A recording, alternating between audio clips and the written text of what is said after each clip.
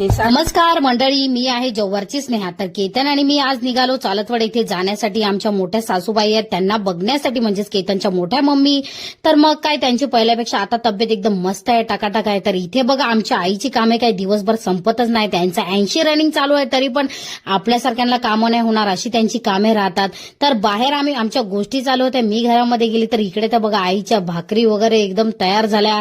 तर मग काय, आईची एकदम फास्ट सर्व्हिस आहे. तांदळाची भाकर गरमागरम बनवले, सोबत बोंबील भाजले चुलीमध्ये आणि मस्तपैकी लाल मिरचीमध्ये लसूण वगैरे टाकून बोंबलाचा ठेचा बनवला आणि इथे केतनला खायला दिला. माझा तर शुक्रवारचा उपवास होता. केतननी मस्तपैकी गावठी खाना चान्स मारून घेतला आणि जुन्या माणसांच्या हातचा म्हणजे एकच नंबर मध्ये, भले मिरची भाकर का होईना पण एकच नंबर टेस्ट राहते.